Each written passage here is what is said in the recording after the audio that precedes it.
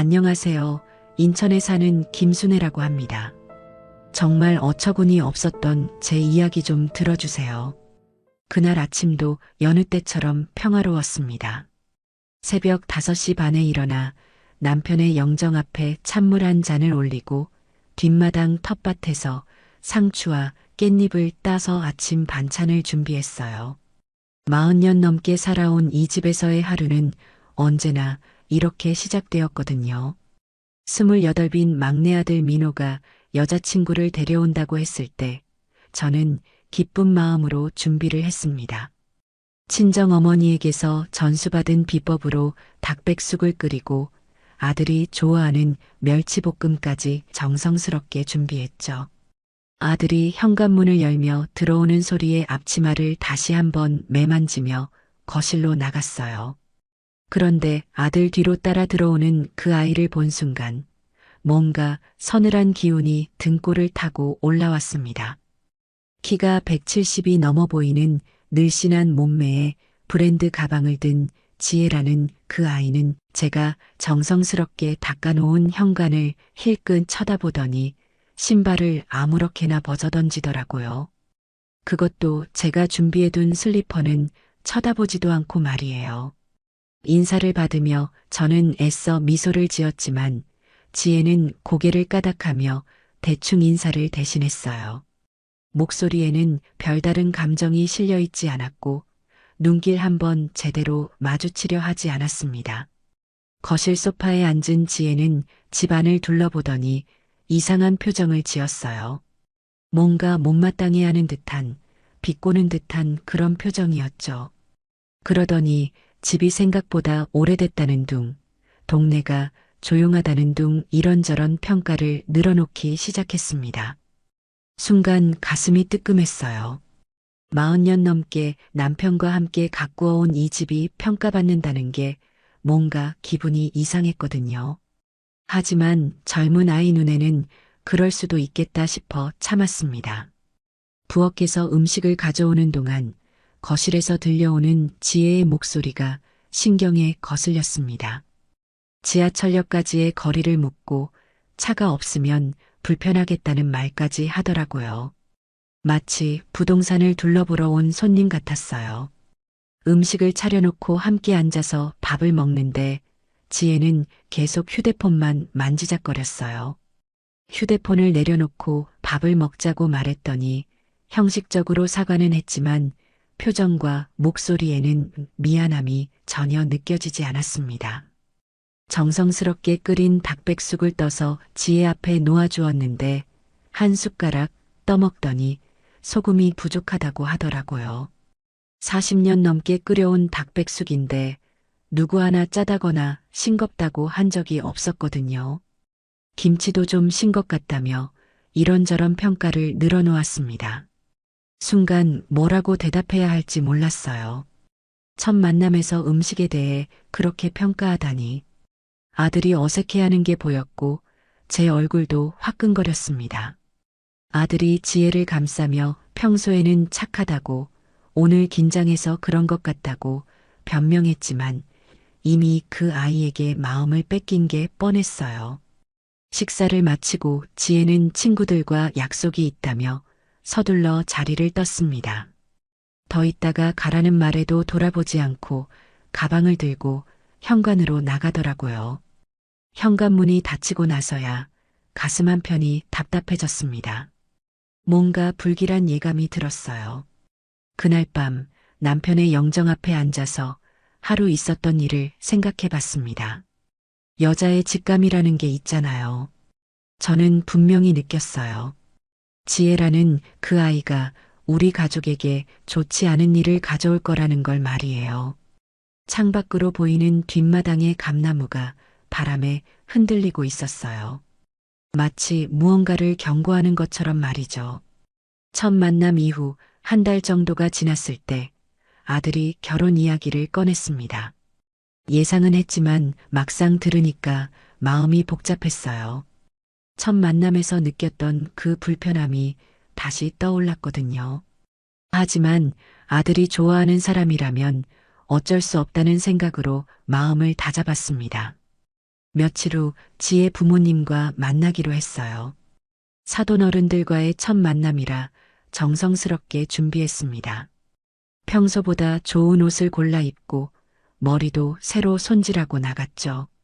그런데 식당에서 만난 지혜 어머니의 태도가 심상치 않았어요. 인사를 나누자마자 지혜 아버지의 사업 이야기, 지혜가 다니는 회사 이야기를 늘어놓더니 슬쩍 우리 집 이야기를 물어보기 시작했습니다. 집이 아파트인지 단독주택인지, 요즘 단독주택 관리하기 힘들지 않냐는 둥 뭔가 우리를 떠보는 듯한 말들을 쏟아냈어요. 그러더니 지혜가 끼어들어서 자기네 집은 강남 아파트라며 평수도 꽤 된다고 자랑하기 시작했습니다. 순간 뭔가 기분이 묘했어요. 왜 갑자기 자기 집 자랑을 하는 건지 이해가 안 갔거든요. 아들이 어색해하는 게 보였지만 지혜는 아랑곳하지 않았습니다. 식사가 끝나갈 무렵 지혜 어머니가 본격적으로 결혼 준비 이야기를 꺼냈어요. 예단은 어느 정도로 할 건지, 신혼집은 어떻게 마련할 건지 묻더라고요. 신혼집은 저희가 준비하겠다고 말했더니 지혜가 갑자기 끼어들어 요즘 집값이 얼마나 비싼지 아느냐며 강남 쪽으로 구하려면 최소 몇 억은 들어간다고 했습니다. 그 말을 들은 순간 심장이 쿵하고 바닥으로 떨어지는 기분이었습니다. 아직 결혼도 안 했는데 벌써 집값 이야기를 하다니. 그것도 강남이라니요. 아들이 그렇게 비싼 곳이 아니어도 괜찮지 않겠냐고 말했지만 지혜는 콧방귀를 뀌듯 여자 입장에서는 집이 진짜 중요하다고 잘라 말했어요. 그날 저녁 집에 돌아와서 남편의 영정 앞에 앉아 있는데 한숨만 나왔어요. 이미 며느리가 되기도 전에 이런 식이면 결혼하고 나서는 어떻게 될까 싶어서 걱정이 앞섰거든요. 일주일 후 아들이 지혜와 함께 집에 왔어요. 예단 이야기를 하러 온 거였죠. 지혜가 휴대폰을 꺼내서 뭔가를 보여주기 시작했습니다. 요즘 예단이 이 정도 수준이라며 친구들도 다 이 정도는 받았다고 하더라고요. 휴대폰 화면에 나온 금액을 보고 저는 깜짝 놀랐어요. 제가 결혼할 때와는 비교도 안 되는 큰 금액이었거든요. 좀 많은 것 같다고 말했더니 지혜는 요즘이 언제냐며 이것도 다른 집보다 적게 잡은 거라고 했습니다. 그러더니 친구들 예단 사진까지 보여주며 하나하나 설명하기 시작했어요. 누구는 이만큼 받았고 누구는 저만큼 받았다며 마치 경매라도 하는 것처럼 말이에요. 저는 속이 뒤틀어졌지만 참았습니다. 아들 결혼인데 제가 인색하게 굴 수는 없잖아요. 준비해보겠다고 말했더니 지혜의 반응이 가관이었어요. 고맙다는 말 대신에 혹시 집 담보로 대출받을 수 있느냐고 묻더라고요. 신혼집 마련하려면 목돈이 필요하다면서 말이에요. 순간 귀를 의심했어요. 예단도 모자라서 이제 집까지 담보로 잡으라고 하다니. 온몸에 피가 차갑게 식는 것 같았습니다. 아들이 말리려 했지만 지혜는 아랑곳하지 않고 현실적으로 생각해 보라며 제가 혼자 이 큰 집에서 뭘 하겠냐고 했어요. 그러더니 가장 충격적인 말을 했습니다. 어차피 나중에는 우리가 물려받을 집인데. 그 말을 들은 순간 머릿속이 새하얗게 비어버렸어요. 아직 결혼도 안 했는데 벌써 제 집을 자기 것이냥 생각하고 있다니. 기가 막혀서 헛웃음이 나올 뻔했습니다. 아들이 당황해서 그런 말은 하는 게 아니라고 말렸지만 이미 늦었어요. 지혜의 속마음이 다 드러나 버린 거였죠. 그날 밤 잠이 오지 않았어요. 남편의 영정을 바라보며 속으로 중얼거렸습니다. 이거 어떻게 해야 좋을까? 우리 아들이 저런 아이한테 완전히 홀렸다고 말이에요. 바람이 창문을 흔들어대는 소리가 마치 남편이 뭔가 경고하는 것 같았어요. 하지만 아직은 아들을 믿고 싶었습니다. 혹시 결혼하고 나면 달라질지도 모른다는 희망을 품고 말이에요. 그때까지만 해도 이게 시작일 뿐이라는 걸 몰랐어요. 결혼식이 끝나고 석 달 후 첫 번째 추석이 다가왔습니다. 새 며느리가 들어온 후 맞는 첫 명절이라 마음을 단단히 먹고 준비했어요. 평소보다 일주일 일찍 장을 보러 나가서 좋은 재료들을 골라왔습니다. 한우갈비, 싱싱한 전복, 제사상에 올릴 명품 과일들까지 말이에요. 명절 전날 밤부터 본격적인 준비에 들어갔어요. 갈비찜을 끓이고 나물을 무치고 전을 부치느라 새벽 4시까지 부엌에서 씨름했습니다. 40년 넘게 혼자서 해온 일이지만 이번만큼은 지혜가 도움을 줄 거라고 기대했거든요. 추석 당일 아침 아들 내외가 집에 왔어요. 지혜는 명품 한복을 차려입고 나타났는데 제가 평생 입어본 한복 중에 가장 비싼 것 같았습니다. 어머님, 안녕하세요. 인사는 정중했지만 뭔가 형식적인 느낌이었어요. 그래도 첫 명절이니까 잘해보자 싶어서 밝게 맞아줬습니다. 지혜야, 어서 와라. 한복이 참 예쁘구나. 감사해요. 어머님도 오늘 한복 입으세요. 지혜가 제 옷차림을 보며 말했어요. 저는 평상복을 입고 있었거든요. 아침부터 음식 준비하느라 한복 입을 생각도 못했었는데 뭔가 지적받는 기분이 들었습니다. 부엌에서 마지막 손질을 하는데 지혜가 따라 들어왔어요. 혹시 도와주려나 싶어서 기대했는데 지혜는 팔짱을 끼고 서서 구경만 했습니다. 어머님, 갈비찜 맛이 어때요? 좀 싱거운 것 같은데요. 아직 간을 맞추기도 전인데 벌써 평가를 하더라고요. 그러더니 이것저것 음식을 맛보기 시작했어요. 마치 음식점에서 요리를 검수하는 손님 같았습니다. 나물도 좀 심심한 편이네요. 참기름을 더 넣으시는 게 어때요? 전도 기름이 좀 많이 먹은 것 같아요. 한 가지 음식을 맛볼 때마다 이런저런 평가를 늘어놓았어요. 40년 넘게 해온 음식인데 갓 시집온 며느리한테 이런 소리를 들으니 기가 막혔습니다. 그러면서도 정작 손은 하나도 까딱하지 않았어요. 설거지를 하라고 하면 손톱이 깨진다고 하고 나무를 묻히라고 하면 향이 손에 밴다고 했습니다. 점심시간이 되자 아들과 지혜 그리고 친척들이 모였어요. 상을 차리는 것도 혼자 다 했습니다. 지혜는 거실에 앉아서 휴대폰만 만지작거리고 있었거든요. 식사가 시작되자 지혜가 또 시작했어요. 이 갈비찜 맛있네요.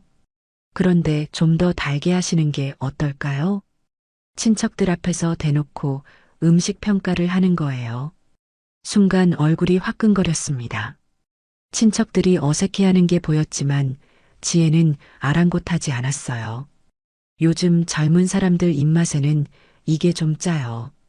나물도 요즘은 이렇게 안 무쳐요. 한 가지 음식을 먹을 때마다 평가를 했어요. 마치 자기가 요리 전문가라도 되는 양말이에요. 더욱 기가 막힌 건 설거지할 때도 핑계를 댔다는 거예요. 매니큐어를 새로 했다며 물에 손을 담글 수 없다고 하더라고요. 그러면서 거실에 앉아서 TV를 보고 있었습니다. 저는 혼자서 설거지를 하면서 속이 끓어올랐어요. 명절에 며느리가 시어머니 혼자 설거지하게 두고 TV 보고 앉아있다니. 이런 며느리가 어디 있어요. 저녁 준비도 마찬가지였어요. 지혜는 또 팔짱을 끼고 서서 구경만 했습니다. 그러더니 음식 하나하나에 대해 또 평가를 시작했어요. 어머님, 이 나물 색깔이 좀 누렇네요. 이 전은 너무 두껍게 부치신 것 같아요. 참다 화가 치밀어 올랐어요. 하지만 첫 명절이니까 참았습니다. 아들 앞에서 며느리와 싸울 수는 없잖아요. 그날 밤 아들 내외가 돌아간 후 부엌에 혼자 앉아 있었어요. 온몸이 쑤시고 아팠습니다. 하루 종일 혼자서 모든 일을 다 했거든요. 남편의 영정을 바라보며 속으로 중얼거렸어요. 여보, 이게 뭐야? 며느리가 시어머니 혼자 일하게 두고 평가만 하다니. 이런 며느리 처음 봐. 그때까지만 해도 시간이 지나면 나아질 거라고 생각했어요. 아직 새댁이라 서툰 것뿐이라고 말이에요. 하지만 그건 제가 너무 순진했던 거였습니다. 이날의 일은 앞으로 벌어질 일들의 예고편에 불과했어요. 첫 명절이 지나고 한 달 정도 후 지혜가 갑자기 집안 정리를 하겠다고 나섰습니다. 아들이 회사에 간 사이 지혜가 혼자 집에 왔어요. 며느리가 시어머니 집에 혼자 온다는 게 좀 이상하긴 했지만 그래도 반가운 마음으로 맞아줬습니다. 처음으로 지혜가 먼저 도움을 주겠다고 하니까 기뻤어요. 그동안 너무 서운했는데 이제라도 며느리답게 나서는구나 싶었거든요. 지혜는 거실부터 시작해서 이것저것 만지작거리기 시작했어요. 선반 위에 있는 장식품들을 들어보고 서랍을 뒤지고 벽에 걸린 액자들을 쳐다보더라고요. 그러더니 남편과 제가 함께 찍은 사진들을 가리키며 너무 많지 않냐고 했어요. 신혼여행 사진, 아이들 어릴 때 가족 사진, 남편의 환갑잔치 사진까지 40년 넘는 추억이 담긴 소중한 것들이었죠. 저 사진들은 그냥 두자고 말했더니 지혜는 요즘은 이렇게 사진을 많이 안 걸어 놓는다며 너무 옛날 스타일이라고 했습니다. 마치 제 취향을 무시하는 것 같은 투였어요. 정리를 도와주겠다는 건데 뭐라고 할 수는 없어서 그냥 있었는데 잠깐 화장실에 다녀온 사이 지혜가 남편 사진들을 전부 내려놓고 있었어요. 거실벽이 휑하니 비어버린 모습을 보니 가슴이 먹먹해졌습니다. 왜 다 내렸냐고 물었더니 지혜는 이렇게 하니까 훨씬 깔끔하다며 사진은 앨범에 넣어두는 게 좋겠다고 했어요. 그러더니 사진들을 대충 상자에 담기 시작했습니다. 액자 유리가 깨질까봐 조심스럽게 다뤄달라고 했지만 지혜는 아랑곳하지 않고 막 쌓아 넣었어요. 다음으로 지혜가 손을 댄 건 남편이 결혼 20주년에 선물해준 도자기 꽃병이었어요. 비싸지는 않았지만 남편의 마음이 담긴 소중한 선물이었거든요. 그건 건드리지 말라고 했더니 지혜는 색깔이 촌스럽고 요즘은 이런 디자인을 안 쓴다며 고개를 저었어요.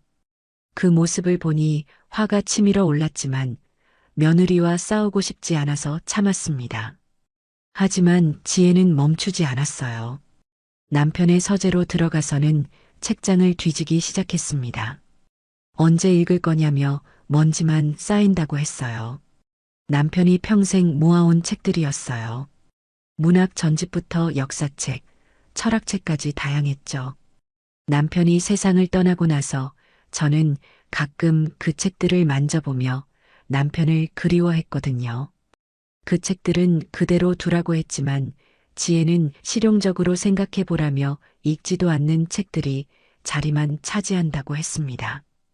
그러더니 제 말을 무시하고 책들을 꺼내기 시작했어요. 남편이 밑줄 그어가며 읽던 책들을 마구 상자에 집어넣는 모습을 보니 심장이 쿵 하고 내려앉았습니다. 더 이상 참을 수가 없었어요. 지혜야, 그만해. 제발. 목소리가 떨렸어요. 지혜는 도와드리려는 거라며 이렇게 정리하면 집이 훨씬 넓어 보일 거라고 했어요. 도와주는 게 고맙긴 하지만 추억이 담긴 물건들까지 치울 필요는 없다고 말했더니 지혜는 요즘 세상에 누가 이런 식으로 사냐며 좀 모던하게 살라고 했습니다. 마치 제가 시대에 뒤떨어진 사람이라고 무시하는 것 같았어요. 급기야 지혜는 남편의 유품이 들어있는 서랍까지 열어보기 시작했어요. 남편의 시계, 만년필, 독서용 돋보기까지 꺼내서 이것저것 살펴보더라고요. 그러더니 이런 것들도 정리하라며 계속 붙들고 있으면 슬프기만 하다고 했습니다. 그 말을 들은 순간 온몸에 피가 거꾸로 솟는 것 같았습니다. 슬프기만 하다니. 남편과의 추억이 슬프기만 한 것이라니. 지혜야, 그만하고 가. 어머님, 왜 그러세요? 좋은 뜻으로 하는 말인데요. 좋은 뜻이든 나쁜 뜻이든 이제 그만하라고 했더니 지혜는 불만스러운 표정을 지었지만 더 이상 무리하지는 않았어요. 하지만 이미 거실은 엉망이 되어버렸습니다. 40년 넘게 쌓아온 추억들이 상자 속에 박혀 있었거든요. 지혜가 돌아간 후 저는 상자에서 남편 사진들을 다시 꺼내서 제자리에 걸었어요. 하나하나 걸면서 눈물이 났습니다. 여보, 미안해. 우리 추억을 이런 식으로 치워버리게 해서. 그날 밤 남편의 영정 앞에서 울었어요. 지혜의 행동이 너무 충격적이었거든요. 며느리가 시어머니의 추억까지 마음대로 치워버리다니. 이제 확실히 알겠더라고요. 며느리는 절대 변하지 않을 거라는 걸 말이에요. 결혼한 지 1년 반이 지났을 때 며느리 지혜가 임신 소식을 알려왔습니다. 아들이 전화로 알려준 소식에 처음에는 기뻤어요. 그동안 지혜 때문에 속상한 일이 많았지만 손주가 생긴다니 마음이 설렜거든요. 혹시 아이가 생기면 지혜도 달라질까 하는 기대도 있었고요. 임신 기간 동안 지혜는 이전보다 더 까다로워졌어요. 입덧이 심하다며 병원비를 요구하기도 하고 몸조리용 한약을 지어달라고 하기도 했습니다. 비싼 임산부 용품들을 사달라는 요청도 끊이지 않았죠. 하지만 손주를 위한 일이라 생각하고 다 들어줬어요. 지혜가 요구하는 것들이 점점 비싸지긴 했지만 첫 손주니까 특별히 해주고 싶었거든요. 드디어 출산일이 다가왔을 때 저는 산후조리원까지 알아보고 예약해뒀어요. 좋은 곳으로 골라서 2주일치 비용을 미리 냈죠. 지혜가 편안히 조리할 수 있도록 말이에요. 건강한 남자아이가 태어났다는 소식을 들었을 때는 정말 기뻤어요. 오랜만에 집안에 경사가 생긴 거니까요. 병원에 달려가서 갓 태어난 손주를 보는데 눈물이 나더라고요. 지혜가 처음으로 진심으로 고마워하며 덕분에 좋은 산후조리원에서 편안히 지낼 수 있겠다고 했어요. 혹시 이제부터는 달라질까 하는 기대를 했습니다. 하지만 그 기대는 오래가지 않았어요. 산후조리원에서 나온 지 일주일도 안 돼서 지혜가 갑자기 새 차가 필요하다고 했거든요. 아들과 함께 집에 와서 아기 때문에 차를 바꿔야 할 것 같다고 했어요. 지금 타는 차가 아기에게 안 좋다는 거였죠. 사실 아들이 타던 차는 구입한 지 3년밖에 안 된 준중형 세단이었어요. 충분히 좋은 차였는데 지혜는 뭔가 불만이 있는 것 같았습니다. 아기 카시트 때문에 뒷자리가 좁다느니 트렁크가 작아서 유모차 넣기 힘들다느니 이런저런 불편함을 늘어놓더라고요. 그러더니 SUV로 바꿔야겠다며 몇 천만 원짜리 차 카탈로그를 꺼내 보였습니다. 순간 머릿속이 하얘졌어요. 산후조리원비로만 2천만 원 넘게 들어갔는데 이제 또 차를 바꾸자니요. 지금 차도 충분히 좋지 않냐고 아기 때문이라면 카시트만 좋은 걸로 사면 되는 거 아니냐고 말했더니 지혜는 아기 안전이 제일 중요하며 요즘 SUV가 훨씬 안전하다고 했어요. 지혜는 아기 안전을 핑계로 새 차의 필요성을 강조했어요. 마치 제가 손주 안전을 생각하지 않는 할머니라도 되는 양말이죠. 아들도 지혜 편을 들었어요. 아이 안전이 제일 중요하다며 차를 바꾸는 게 좋겠다고 했습니다. 완전히 지혜한테 휘둘리고 있는 모습이었어요. 결국 돈 이야기가 나왔어요. 몇 천만 원짜리 차를 사려면 목돈이 필요하다며 도움을 요청했습니다. 얼마나 드냐고 물어보니 4천만 원 정도라고 하더라고요. 할부로 하면 이자가 아까우니까 현금으로 사겠다는 거였죠. 4천만 원이라니. 산후조리원비에 이어서 또 그런 큰 돈을 요구하다니. 가슴이 답답해졌어요. 하지만 지혜는 포기하지 않았어요. 아기를 안고 와서는 할머니한테 보여드리겠다며 제 무릎에 올려놓더라고요. 아기를 보며 얼마나 예쁜지 이 아이 안전을 위해서라면 뭐든지 해줘야 한다고 했어요. 아기를 방패막이로 쓰는 모습이 정말 치사했어요. 순진한 아기가 엄마의 욕심 때문에 이용당하고 있는 거잖아요. 그러면서도 지혜는 계속 세차의 필요성을 강조했어요. 안전성이 어떻고 편의성이 어떻고 아기를 위해서는 최고급으로 해줘야 한다는 식으로 말이에요. 손주 첫 번째니까 특별히 해주고 싶을 거라며 제 마음을 떠보는 듯한 말도 했어요. 할머니로서 손주에게 최선을 다해야 한다는 식으로 압박하는 거였죠. 저는 고민에 빠졌어요. 정말 아기 안전을 위한 일이라면 도와줘야겠지만 뭔가 지혜의 욕심 같다는 생각이 들었거든요. 결국 며칠 고민 끝에 돈을 주기로 했어요. 손주 안전이라는데 할머니가 인색하게 굴 수는 없잖아요. 하지만 지혜가 세차를 받고 나서 한 말이 가관이었어요. 어머님 덕분에 좋은 차 샀네요. 이제 아기랑 드라이브도 다닐 수 있고요. 드라이브라니. 아기 안전을 위해서 산차로 드라이브를 간다고요? 그 순간 제가 완전히 속았다는 걸 깨달았어요. 지혜는 아기를 핑계로 비싼 차를 얻어낸 거였고, 저는 그 술책에 말려든 거였죠. 그날 밤 남편의 영정 앞에서 한숨만 나왔어요. 여보, 우리 손주가 엄마의 욕심 때문에 이용당하고 있어. 이게 맞나 싶어서 마음이 무거웠거든요. 이제 확실히 알겠더라고요. 지혜에게 아기는 사랑스러운 자식이 아니라 돈을 뜯어내는 도구일 뿐이라는 걸 말이에요. 아기가 100일을 지나면서부터 지혜의 본격적인 행동이 시작되었습니다. 처음에는 가끔씩 아기를 맡기는 정도였어요.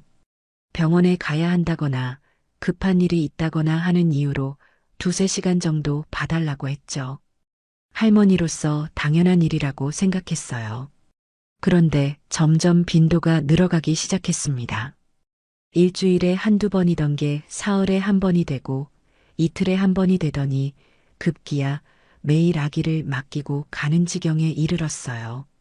친구들과의 약속, 미용실 방문, 쇼핑 등 이유는 늘 달랐지만 결과는 똑같았어요. 제가 아기를 돌봐야 하는 거였죠. 처음 몇 번은 기꺼이 해줬어요. 손주를 돌보는 게 할머니의 기쁨이기도 하고 지혜가 육아로 스트레스 받는 것도 이해했거든요. 하지만 시간이 지날수록 뭔가 이상했어요. 지혜가 아기를 맡기고 가는 시간이 점점 길어지는 거예요. 처음에는 2~3시간이었는데 나중에는 오전에 맡기고 저녁 늦게 데리러 오는 일이 많아졌습니다. 심지어 밤늦게까지 들어오지 않는 날도 있었어요. 전화로 늦을 거라고 연락이 오면 이미 아기는 제품에 있었고 저는 어쩔 수 없이 기다릴 수밖에 없었어요. 아기가 배고프다고 울면 분유를 타서 먹이고 기저귀가 젖으면 갈아주고 잠들 때까지 업어주고 온종일 아기를 돌보느라 허리가 끊어질 것 같았어요. 그런데 정작 지혜는 아기를 데리러 와서도 고마워하는 기색이 별로 없었어요. 아기가 잘 있었는지 많이 울지는 않았는지 형식적인 안부 인사는 했지만 진짜 미안해하거나 고마워하는 느낌은 없었습니다. 마치 당연한 일을 당연하게 부탁한 것처럼 행동했어요. 더 가관인 건 아기 용품들을 제 집에 하나둘씩 가져다 놓기 시작했다는 거예요.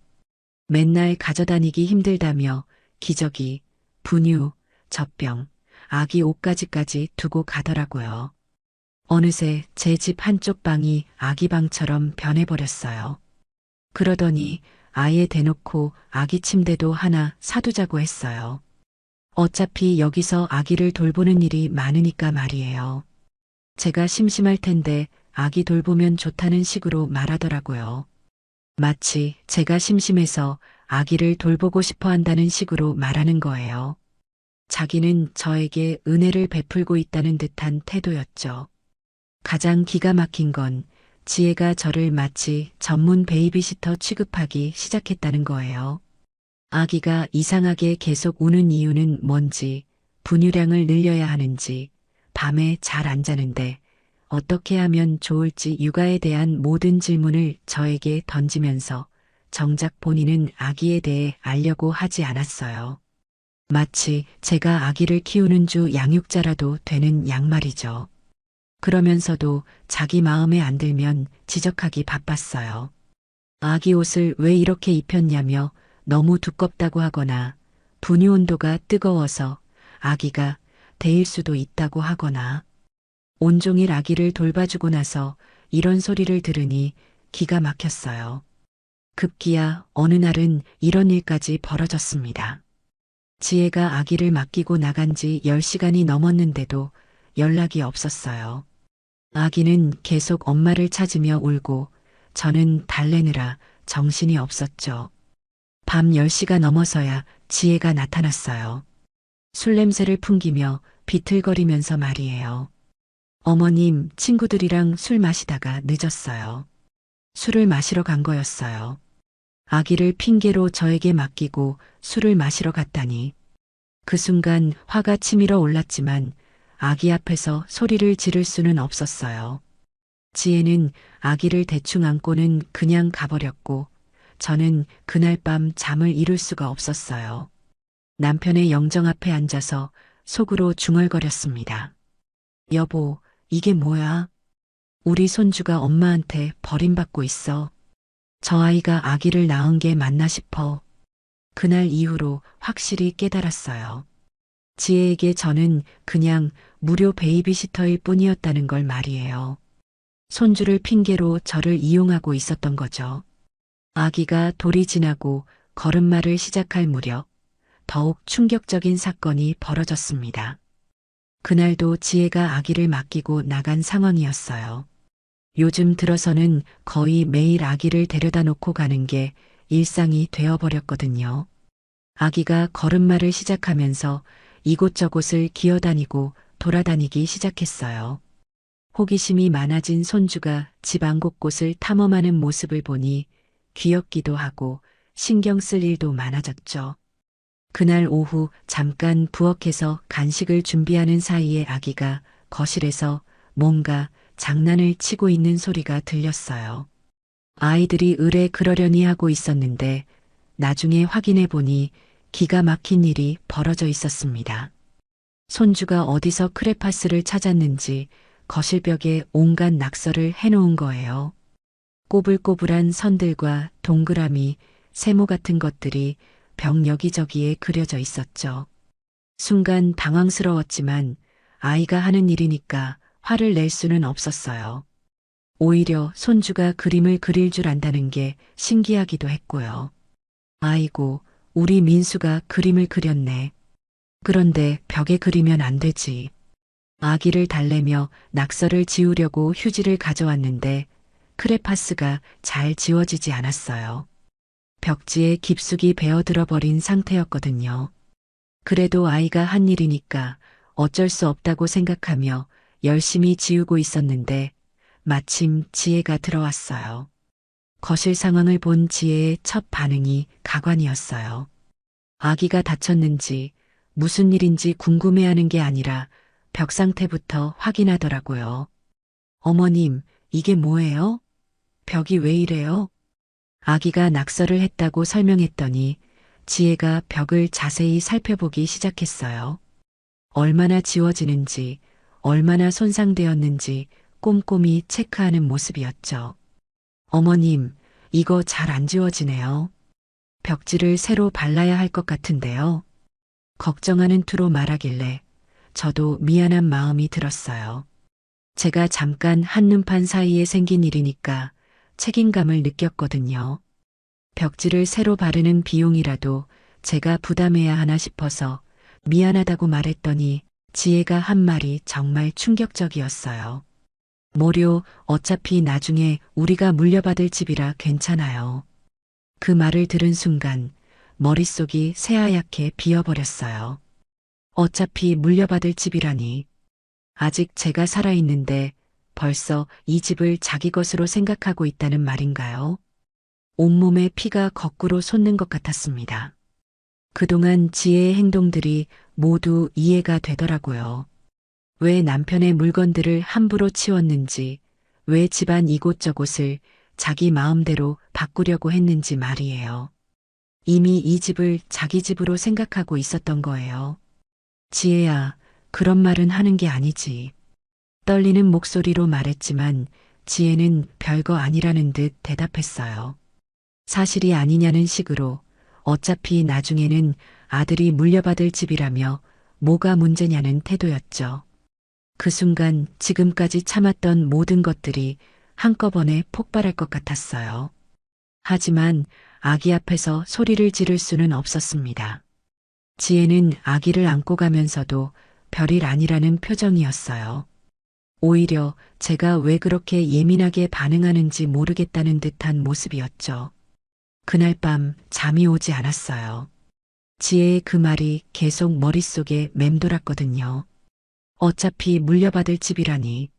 남편과 제가 평생 일궈온 이 집을 벌써 자기 것이라고 생각하고 있다니. 남편의 영정 앞에 앉아서 속으로 말했어요.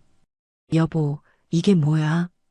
우리가 아직 살아있는데 벌써 우리 집을 자기 집이라고 생각하고 있어.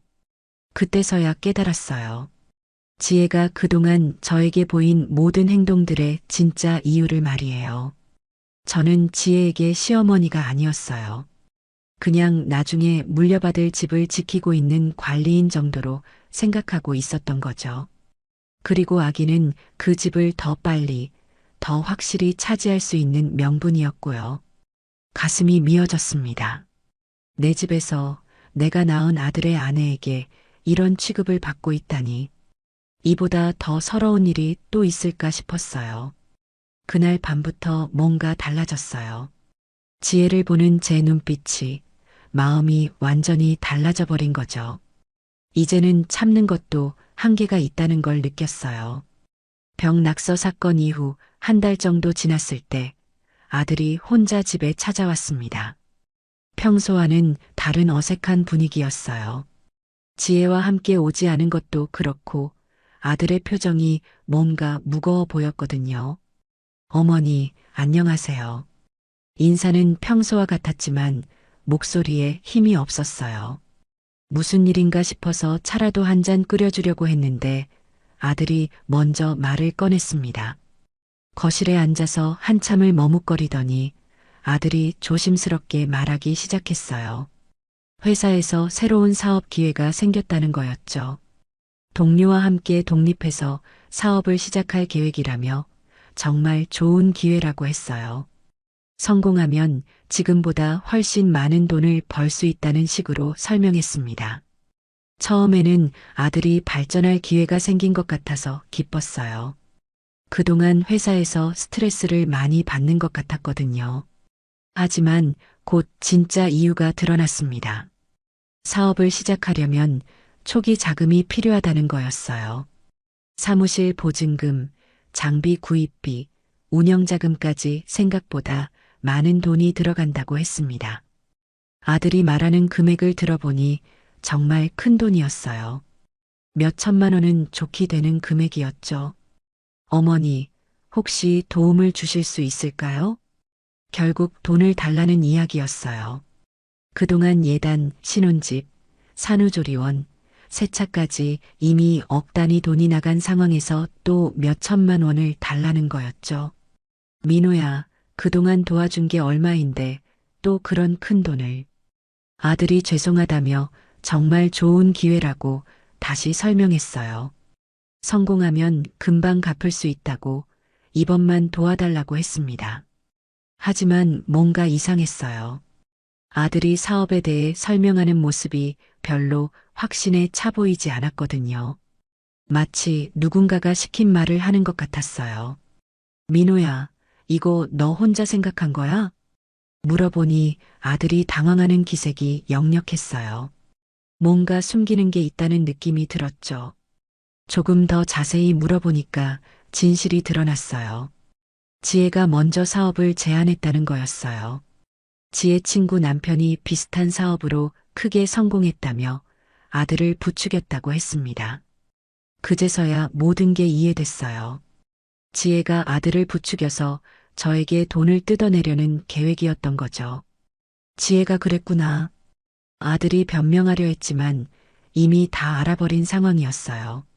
지혜가 아들을 조종해서 저에게 돈을 요구하게 만든 거였습니다. 그동안 지혜의 행태를 보면서 쌓인 분노가 일순간 폭발할 뻔했어요. 하지만 겨우 참았습니다. 민호야, 어머니가 그동안 도와준 게 얼마인지 알고 있니? 아들에게 차근차근 계산해서 말해줬어요. 예단비, 신혼집 자금, 산후조리원비, 세차 구입비까지 모두 합치면 엄청난 금액이었어요. 아들도 그제서야 자기가 얼마나 많은 도움을 받았는지 깨닫는 것 같았어요. 얼굴이 점점 붉어지더라고요. 그리고 이제 더 이상은 안 된다. 단호하게 말했어요. 아들이 놀란 표정을 지었지만 저는 흔들리지 않았습니다. 어머니, 정말 마지막이에요. 이번만 도와주시면. 아들이 애원했지만 제 마음은 이미 굳어져 있었어요. 더 이상 지혜의 욕심에 끌려다닐 수는 없었거든요. 안 된다고 했지. 이제 너희 힘으로 살아라. 아들이 실망한 표정으로 돌아갔어요. 아마 지혜에게 가서 실패했다고 보고할 거였죠. 그날 밤 남편의 영정 앞에서 생각했어요. 여보, 내가 제대로 한 거 맞지? 더 이상은 당할 수 없어. 처음으로 지혜에게 단호하게 선을 그은 날이었어요. 하지만 이것도 시작에 불과하다는 걸 그때는 몰랐습니다. 며칠 후부터 아들과 지혜의 연락이 뚝 끊어져 버렸거든요. 사업 자금을 거절한 후 한 달 정도 지나서 갑자기 지혜 어머니에게서 연락이 왔습니다. 오랜만에 사돈끼리 만나서 식사를 하자는 제안이었어요. 손주도 보고 싶고 그동안 안부도 궁금했다며 정중하게 말하더라고요. 사실 사업 자금 일로 아들과 서먹해진 상황이라 좀 부담스럽긴 했지만 사돈이 먼저 연락을 주셨는데 거절할 수는 없었어요. 약속 장소는 지혜 어머니가 정한 고급 한정식집이었어요. 평소 제가 가본 적 없는 비싼 곳이었죠. 괜히 위축되는 마음으로 정성스럽게 옷을 차려입고 나갔습니다. 식당에 도착해 보니 이미 지혜 가족이 와 있었어요. 지혜 부모님과 아들, 지혜, 그리고 손주까지 모두 모인 자리였죠. 안녕하세요, 사돈어른. 인사를 나누며 자리에 앉았는데 분위기가 뭔가 어색했어요. 지혜 어머니는 반갑게 맞아주셨지만 지혜는 저와 눈도 제대로 마주치지 않았거든요. 식사가 시작되고 처음에는 평범한 안부 인사가 오갔어요. 손주가 잘 크고 있는지, 건강은 어떤지 하는 일상적인 이야기들이었죠. 그런데 음식이 나오고 술이 몇 잔 돌면서 분위기가 바뀌기 시작했어요. 지혜 어머니가 요즘 젊은 부부들이 살기 어렵다는 이야기를 꺼내더니 부모가 많이 도와줘야 한다는 식으로 말하기 시작했어요. 그러더니 슬쩍 저를 쳐다보며 요즘 시어머니들이 너무 인색하다는 투로 말하더라고요. 젊은 부부가 뭔가 부탁을 해도 선뜻 도와주지 않는다는 식으로 말이에요. 순간 뭔가 이상하다는 생각이 들었어요. 이 자리가 단순한 식사 자리가 아니라 저를 압박하려고 만든 자리라는 느낌이 들었거든요. 지혜도 그때부터 본색을 드러내기 시작했어요. 그러게요, 어머니. 요즘 시어머니들 중에는 정말 이해 안 되는 분들이 있어요. 지혜가 저를 째려보며 말했어요. 직접적으로 저를 지목하지는 않았지만 누구를 두고 하는 말인지 뻔했죠. 젊은 부부가 힘들어하는데도 도와주지 않고 자기만 편하게 살려고 하는 분들이 있다니까요. 그 말을 들은 순간 가슴이 답답해졌어요. 그동안 얼마나 많은 도움을 줬는데 이런 식으로 말하다니. 지혜는 거기서 그치지 않았어요. 손주를 돌봐달라고 맡기면 싫은 티를 낸다거나 좀 도와달라고 하면 핑계를 댄다거나 하는 식으로 계속 저를 비꼬기 시작했어요. 물론 직접적으로 제 이름을 거론하지는 않았지만 자리에 있는 모든 사람이 누구를 두고 하는 말인지 알 수 있었어요. 아들이 어색해하는 게 보였지만 지혜를 말리지는 않았어요. 오히려 고개를 끄덕이며 동조하는 모습이었죠. 지혜 부모님도 마찬가지였어요. 딸의 말에 맞장구를 치며 요즘 시어머니들이 예전과 다르다는 식으로 거들어주더라고요. 우리 지혜도 시어머니 때문에 스트레스를 많이 받아요. 지혜 어머니가 직접적으로 저를 겨냥한 말을 했어요. 제가 지혜에게 스트레스를 준다는 식으로 말이에요. 그 순간 온몸에 피가 거꾸로 솟는 것 같았습니다. 그동안 얼마나 참고 도와줬는데 오히려 제가 며느리를 괴롭히는 시어머니 취급을 받고 있다니. 사돈어른, 그게 무슨 말씀이세요? 떨리는 목소리로 물었더니 지혜가 대놓고 나서기 시작했어요. 어머님은 정말 모르세요? 그동안 저한테 얼마나 차갑게 대하셨는지. 기가 막혀서 말이 안 나왔어요. 누가 누구에게 차갑게 대했다는 건지, 누가 누구를 이용해 먹었다는 건지. 지혜는 거기서 끝나지 않고 계속해서 저를 공격했어요. 마치 자기가 그동안 얼마나 고생했는지 어필하는 것처럼 말이에요. 식사 자리가 완전히 저를 공개적으로 망신주는 자리가 되어버렸어요. 다른 손님들까지 쳐다볼 정도로 분위기가 험악해졌죠. 더 이상 참을 수가 없어서 자리에서 일어났어요. 죄송합니다. 먼저 가보겠습니다. 그러고는 식당을 나와버렸어요. 뒤에서 뭔가 소리가 들렸지만 돌아보지 않았습니다. 집에 돌아와서 남편의 영정 앞에서 울었어요. 여보, 내가 뭘 잘못했길래 저런 취급을 받아야 해. 정말 억울해. 그날이 저에게는 마지막 경고였어요. 더 이상은 절대 참을 수 없다는 걸 확실히 깨달은 날이었거든요. 사돈과의 식사 사건 이후 석 달이 지나서 추석이 다가왔습니다. 그동안 아들과 지혜는 저와 거의 연락을 하지 않았어요. 가끔 손주가 보고 싶어서 연락해봤지만 번번이 바쁘다는 핑계로 피해갔죠.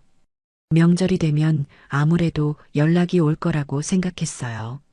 아무리 사이가 서먹해졌어도 명절만큼은 가족이 모이는 게 당연하다고 여겼거든요. 추석 전날까지도 아무 연락이 없어서 제가 먼저 전화를 걸었어요. 명절 음식 준비는 어떻게 할 건지, 언제 올 건지 물어봤죠. 아들이 전화를 받았는데 목소리가 어색했어요. 한참을 머뭇거리더니 올해는 지혜 친정에서 지내기로 했다고 하더라고요. 순간 가슴이 먹먹해졌어요. 결혼 후 처음으로 추석을 따로 보내게 된 거였거든요. 하지만 서운한 마음을 내색할 수는 없었어요. 며느리 친정도 중요하니까 이해한다고 말했죠. 그런데 추석 당일 오전에 갑자기 지혜에게서 연락이 왔어요. 급한 일이 생겨서 아기만 맡아달라는 거였어요. 친정에서 응급 상황이 생겨서 병원에 가야 하는데 아기를 데리고 갈 수 없다는 이유였죠. 아들은 회사 일로 출장을 간 상황이어서 저밖에 부탁할 사람이 없다고 했어요. 추석인데 혼자 보내라고 하더니 이제 아기만 맡기겠다는 거였어요. 뭔가 기분이 좋지 않았지만 손주 때문에 거절할 수는 없었어요. 1시간 후 지혜가 아기를 데리고 왔어요. 그런데 함께 가져온 게 편의점에서 산 케이크였어요. 어머님 미안해요. 급하게 나가야 해서 이것만 샀어요. 추석 차례상에 올릴 케이크라며 편의점 케이크를 내밀더라고요. 그것도 할인 스티커가 붙은 채로 말이에요. 순간 믿을 수가 없었어요. 추석 차례상에 편의점 케이크를 올리겠다는 거였어요. 그것도 할인받은 걸로요. 지혜야, 이건 좀. 어머님, 정말 급해서요. 나중에 제대로 된 걸로 사다 드릴게요. 그러더니 아기 기저귀와 분유만 두고 후다닥 나가버렸어요. 제가 뭐라고 말할 틈도 주지 않고 말이에요.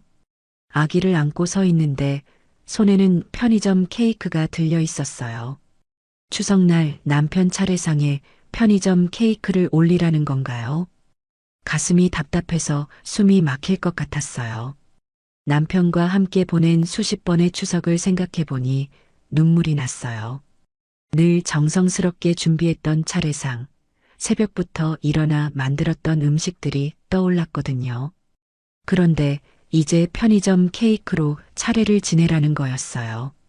아기는 계속 울어댔고 저는 달래느라 정신이 없었어요. 추석날 혼자 아기를 돌보면서 편의점 케이크를 바라보고 있자니 정말 서러웠습니다. 오후가 되어서야 지혜가 나타났어요. 친정일이 다 끝났다며 아기를 데리러 온 거였죠. 어머님 고생하셨어요. 케이크는 어떻게 하셨어요? 케이크를 어떻게 했느냐고 묻더라고요. 정말 차례상에 올렸는지 확인하는 것 같았어요. 그 순간 참았던 화가 폭발할 뻔했어요. 하지만 겨우 참았습니다. 그냥 냉장고에 넣어뒀어. 아, 그래요? 그럼 가져갈게요. 지혜가 케이크를 다시 가져가려고 하더라고요. 차례상에 올리지도 않은 케이크를 다시 가져간다는 거였어요. 지혜야, 추석 차례상에 편의점 케이크를 올리라는 게 말이 되니? 더 이상 참을 수가 없어서 말했어요. 어머님, 그게 뭐가 문제가 되는 거죠? 정말 급한 일이었다니까요. 지혜가 짜증 섞인 목소리로 대답했어요. 마치 제가 트집을 잡는 것처럼 말이에요. 그 태도를 보니 정말 화가 치밀어 올랐어요. 지금까지 참았던 모든 것들이 한꺼번에 떠올랐거든요. 지혜야, 그동안 참고 참았는데 이제 정말 못 참겠다. 어머님이 뭘 참으셨다는 거예요? 지혜의 말을 듣는 순간 온몸에 피가 거꾸로 솟았어요.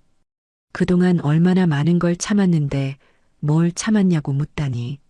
정말 양심이라는 게 있는 건지 의심스러웠어요. 그날 지혜가 아기를 데리고 간 후 저는 남편의 영정 앞에서 오랫동안 울었어요. 여보, 이제 정말 한계야. 더 이상은 못 참겠어. 저런 식으로 살 바에는 차라리 혼자 사는 게 나을 것 같아. 그날 밤 처음으로 진지하게 생각해 봤어요. 이 상황을 어떻게 해결해야 할지 말이에요. 추석 케이크 사건 이후 넉 달이 지나 설날이 다가왔습니다. 그동안 아들과 지혜는 여전히 저와 거의 연락하지 않았어요. 가끔 손주 때문에 짧게 들르는 게 전부였죠. 그마저도 꼭 필요할 때만 마지못해 하는 것 같았어요. 설날 이틀 전 아들에게서 연락이 왔어요. 이번에는 저희 집에서 설을 지내고 싶다고 하더라고요.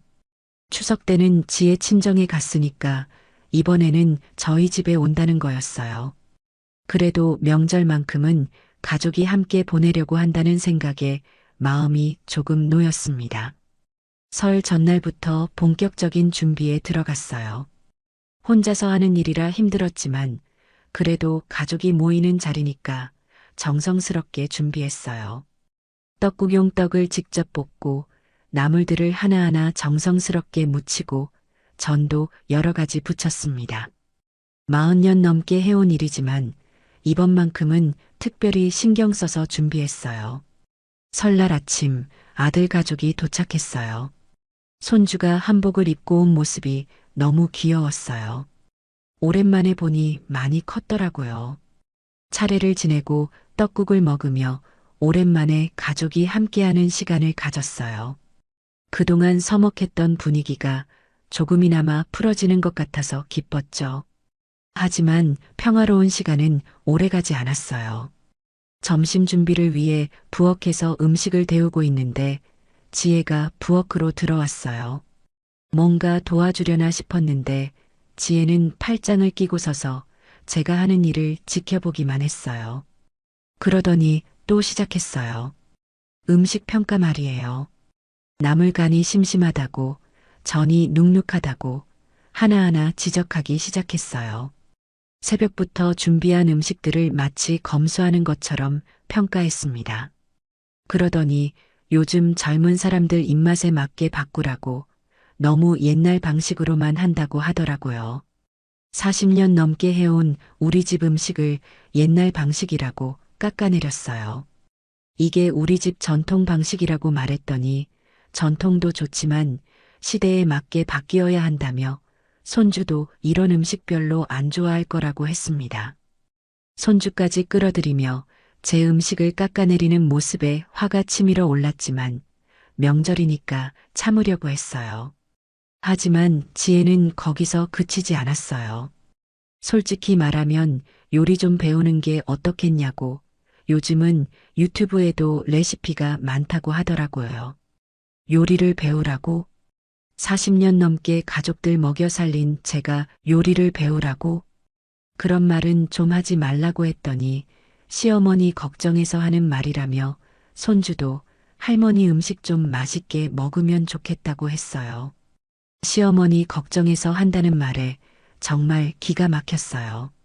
이게 걱정해서 하는 말인가요? 그러더니 지혜가 결정적인 말을 했어요.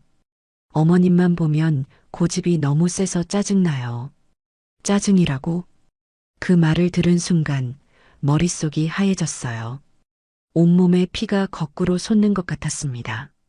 지금까지 참고 참았던 모든 것들이 한순간에 무너져 내렸어요. 그동안 지혜에게 당했던 모든 일들이 주마등처럼 스쳐 지나갔어요. 첫 만남에서부터 예단, 신혼집, 세차, 아기 돌봄, 사업자금, 사돈 모임에서의 모욕까지. 그 모든 것들을 참아가며 며느리를 위해 해줬는데 이젠 저를 보면 짜증난다고 하는 거예요. 화가 머리끝까지 차올라 짜증나면 내 집에서 당장 나가라고 소리쳤어요. 목소리가 얼음장처럼 차갑게 나왔어요. 지혜가 놀란 표정을 지었지만 저는 더 이상 참을 수 없었어요. 갑자기 왜 그러냐고 묻는 지혜에게 갑자기가 아니라 참고 참다가 이제 끝이라고 말했어요. 지혜가 뭔가 변명하려 했지만 저는 듣고 싶지 않았어요.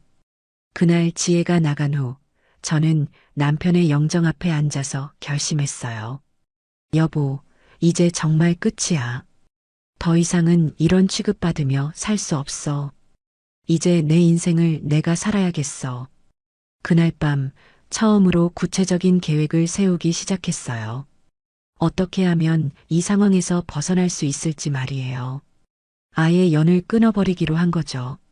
설날 짜증난다던 사건 이후 일주일 동안 저는 깊은 생각에 잠겨 있었습니다. 그동안 참고 참았던 모든 것들을 정리해보니 답이 하나밖에 없더라고요.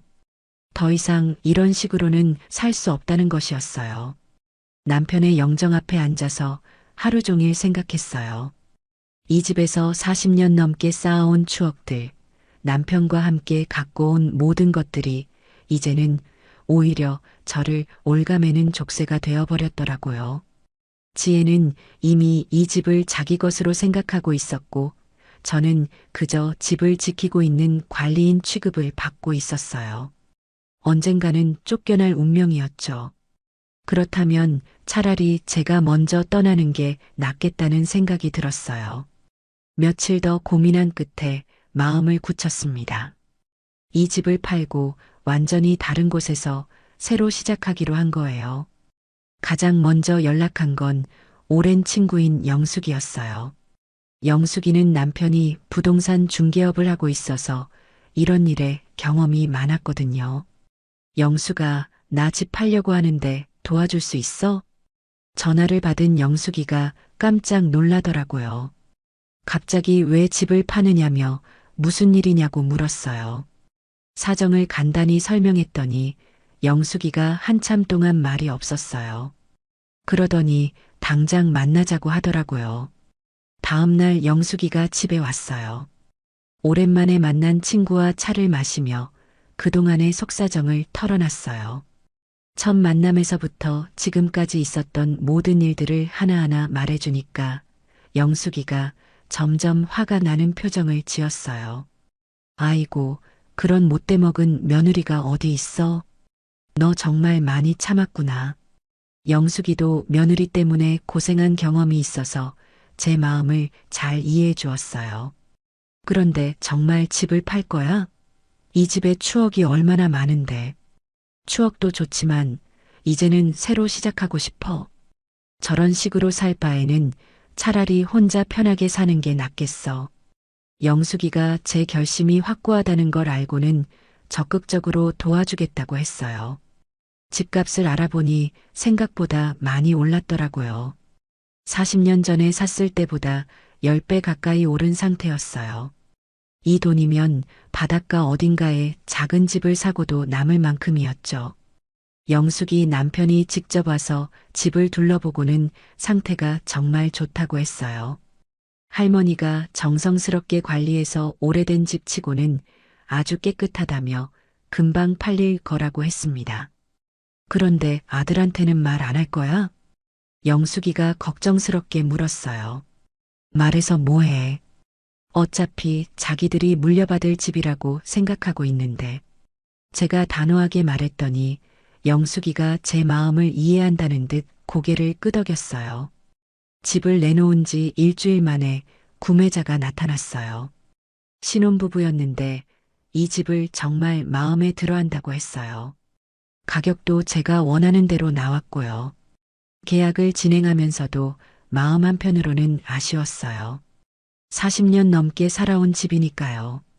하지만 후회는 없었어요. 새로운 집도 알아봤어요. 바닷가 작은 도시에 있는 깔끔한 아파트였어요. 혼자 살기에는 충분한 크기였고 바다가 보이는 전망도 좋았어요. 가장 중요한 건 전화번호를 바꾸는 일이었어요. 아들과 지혜가 연락할 수 없도록 완전히 차단하려고 했거든요. 영숙이가 걱정했어요. 그래도 아들인데 연락을 아예 차단하면 어떻게 해? 영수가 나한테 내 얼굴을 보면 짜증난다고 한 사람들이야. 제 마음은 이미 확고했어요. 모든 준비가 끝나갈 무렵 문득 남편 생각이 났어요. 남편이 살아있었다면 뭐라고 했을까요? 아마 처음에는 말렸을 거예요. 가족이니까 이해하고 용서하자고 했을 테죠. 하지만 지혜의 행동을 다 봤다면 결국 제 편을 들어줬을 거라고 생각해요. 여보, 미안해. 우리 집 팔게 됐어. 하지만 이게 최선인 것 같아.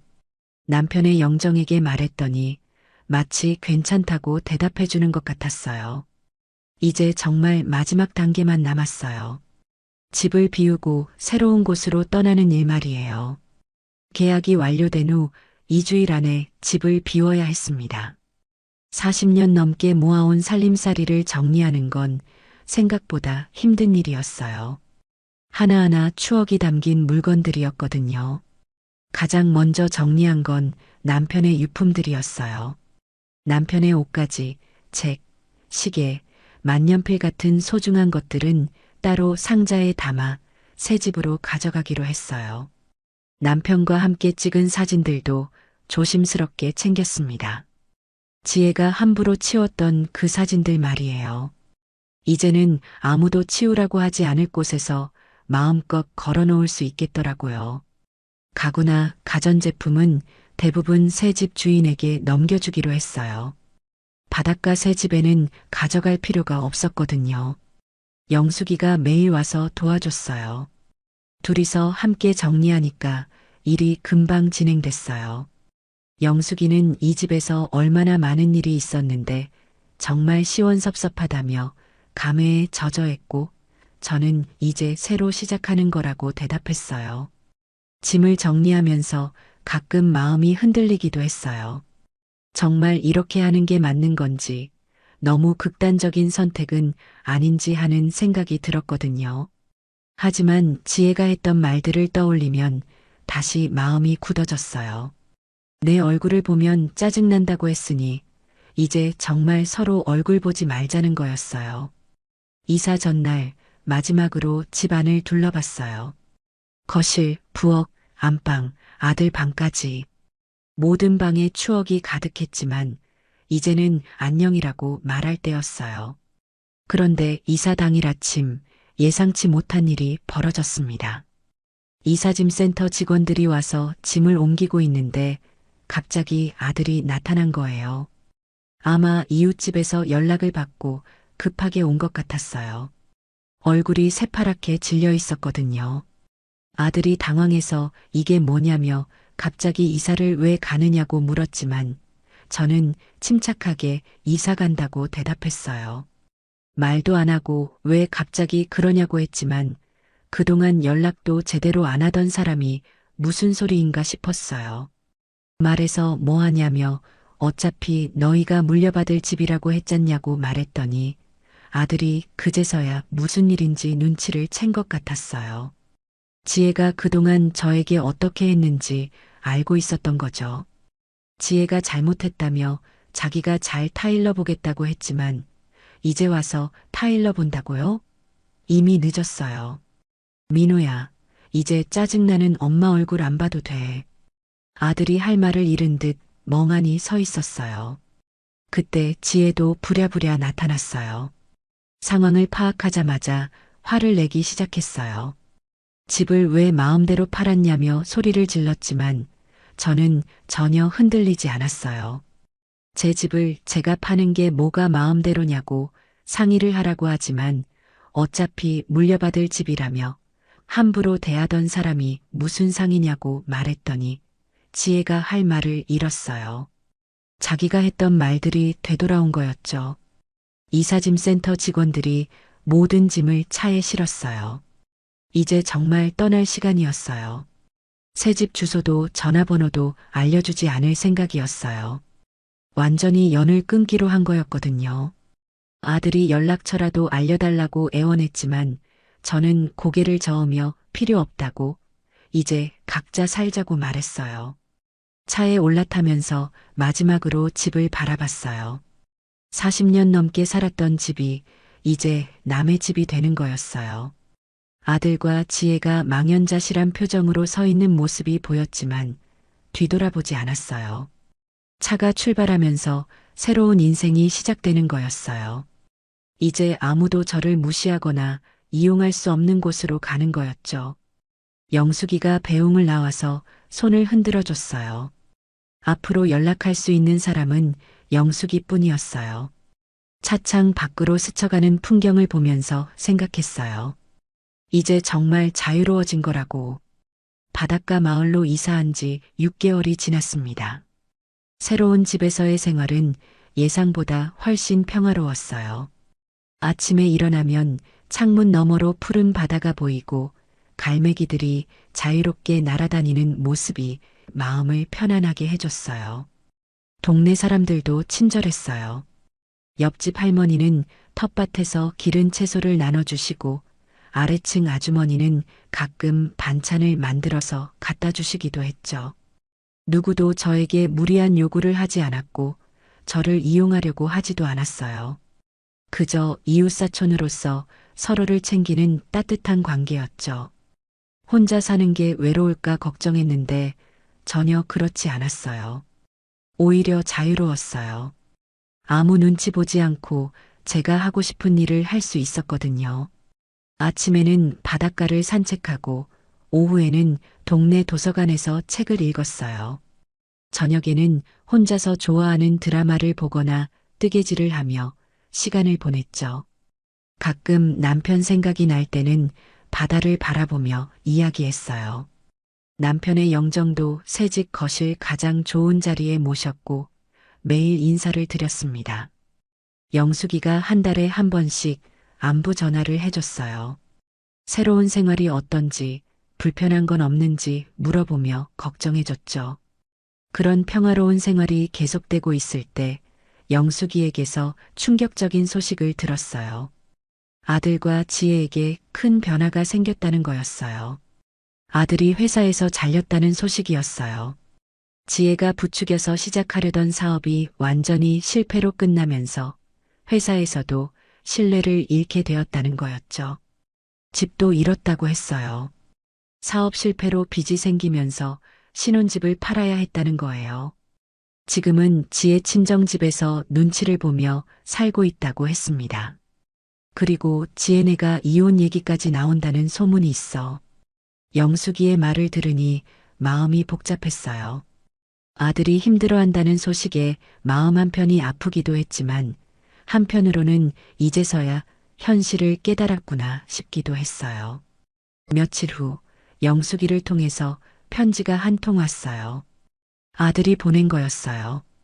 편지를 받아든 순간 잠깐 마음이 흔들렸어요. 그래도 내가 낳은 아들인데 어떤 사정인지 궁금하기도 했거든요. 하지만 편지를 열어보지는 않았어요. 대신 그대로 쓰레기통에 버렸습니다. 이미 끝난 일이었어요. 제가 참견한다고 했으니 이제 정말 참견하지 않는 거였죠. 그 후로도 몇 번 더 편지가 왔어요. 때로는 지혜 이름으로, 때로는 아들 이름으로 왔지만 전부 읽지 않고 버렸어요. 어느 날은 영숙이가 걱정스럽게 말했어요. 야, 그래도 한 번쯤은 읽어봐. 아들이 많이 후회하고 있는 것 같은데. 영수가 나는 이미 결정했어. 다시는 그 사람들한테 휘둘리지 않을 거야. 제 마음은 확고했어요. 가끔 손주 생각이 날 때가 있었어요. 그 순진한 아이가 부모의 잘못 때문에 고생하고 있을 생각을 하니 마음이 아팠거든요. 하지만 그것도 지혜가 선택한 일이었어요. 아이를 방패막이로 삼아서 저를 이용했던 게 지혜였으니 이제 그 결과를 감당하는 것도 지혜의 몫이었어요. 영숙이를 통해 들리는 소식은 계속 안 좋았어요.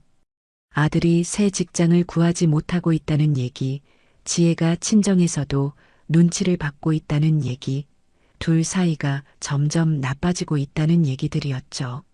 하지만 저는 전혀 마음이 흔들리지 않았어요. 오히려 이제서야 인과응보를 받는 거라고 생각했어요. 그동안 저를 무시하고 이용했던 대가를 치르는 거였죠. 바다를 바라보며 생각했어요. 이제 정말 자유로워졌다고. 아무도 저를 괴롭히거나 이용할 수 없는 곳에서 제가 원하는 대로 살 수 있게 되었다고 말이에요.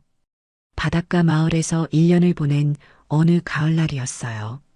단풍이 물든 나무들과 푸른 바다가 어우러진 풍경이 정말 아름다웠습니다. 아침마다 바닷가를 걸으며 이런 평화로운 일상을 누릴 수 있다는 게 감사했어요. 그동안 영숙이를 통해 들려오는 소식들은 계속 좋지 않았습니다. 아들과 지혜의 상황이 더욱 악화되었다는 얘기들이었거든요. 결국 둘이 이혼했다는 소식도 들었어요. 지혜가 아이를 데리고 친정으로 완전히 들어갔고 아들은 혼자 남게 되었다는 거였습니다. 아들이 여러 번 저를 찾으려고 했다는 얘기도 들었어요. 영숙이한테 제 연락처를 알려달라고 애원했다고 하더라고요. 하지만 영숙이도 제 뜻을 알고 있어서 절대 알려주지 않았습니다. 대신 아들이 얼마나 후회하고 있는지, 어머니를 그리워하는지 전해주곤 했어요. 영숙이가 가끔 그래도 내가 낳은 아들인데 한번 만나보는 게 어떻겠냐고 했지만 제 마음은 변하지 않았습니다. 이미 그 사람들과는 끝났다고, 다시는 돌아가지 않겠다고 말했어요. 정말 그랬어요. 아들에 대한 미련이나 그리움이 아예 없다고 할 수는 없었지만 그보다는 지금의 평화로운 삶이 훨씬 소중했습니다. 아무도 저를 무시하지 않고 아무도 저를 이용하려 하지 않는 이곳에서의 생활이 얼마나 행복한지 몰라요. 이웃 할머니들과 함께 텃밭을 가꾸고 동네 경로당에서 친구들과 화투를 치고 바닷가에서 조개를 줍는 일상이 그렇게 즐거울 수가 없었습니다. 특히 남편과의 대화 시간이 가장 소중했어요. 매일 저녁 영정 앞에 앉아서 하루 있었던 일들을 이야기하고 내일 계획도 말씀드렸거든요. 가끔 확신이 서지 않을 때는 남편께 정말 잘한 거 맞는지, 이렇게 살아도 되는 거 맞는지 물어보곤 했습니다. 그럴 때마다 마치 남편이 괜찮다고, 잘했다고 대답해 주시는 것 같았어요. 어느 날 저녁 바닷가를 산책하다가 문득 이런 생각이 들었습니다. 진짜 자유롭게 살고 있구나 하는 생각 말이에요. 그동안 가족이라는 이름으로, 며느리라는 이름으로, 할머니라는 이름으로 얼마나 많은 걸 참고 양보했는지 모르겠어요. 하지만 이제는 그럴 필요가 없었습니다. 그저 한 명의 자유로운 여자로 바다를 사랑하는 할머니로 살아가면 되는 거였어요. 영숙이가 전해준 마지막 소식은 손주에 관한 것이었습니다. 지혜가 재혼을 준비하고 있다는 얘기였거든요. 아이도 함께 새 아버지를 따라갈 예정이라고 했어요. 그 소식을 들었을 때 잠깐 마음이 아팠어요. 그래도 제 손주였으니까요. 하지만 그것도 지혜가 선택한 길이었습니다. 아이를 방패막이로 삼아 저를 괴롭혔던 지혜였으니 이제 그 아이를 데리고 어떻게 살든 그건 지혜의 몫이었어요. 그날 밤 남편의 영정 앞에서 오랫동안 이야기했습니다. 이제 정말 자유로워졌다고, 아무도 우리를 괴롭히거나 이용할 수 없는 곳에서 평화롭게 살고 있다고 말이에요. 그동안 참 많이 참았었지만 이제는 참을 필요가 없다며 앞으로는 우리 둘이서만 행복하게 살자고 다짐했어요. 다음 날 아침 바닷가로 나가서 일출을 보며 작은 의식을 치렀습니다. 동네 마트에서 산 소주 한 병을 가져가서 남편과 저를 위해 건배를 했어요. 새로운 시작을 위해, 그리고 진정한 자유를 위해 건배를 했습니다.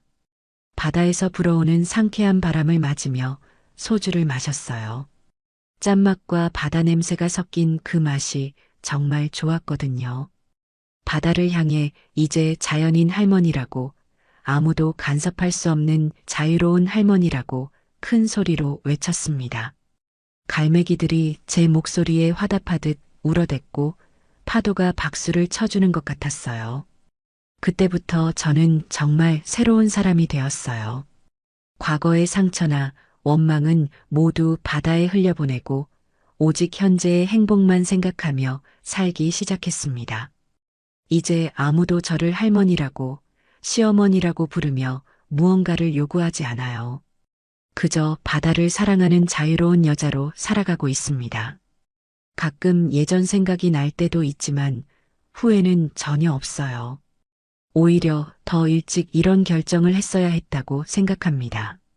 바다 앞에서 매일 아침 남편께 인사를 드리며 시작하는 하루하루가 너무나 소중하고 행복해요. 이게 바로 진짜 인생이구나. 매일 그런 생각이 들어요.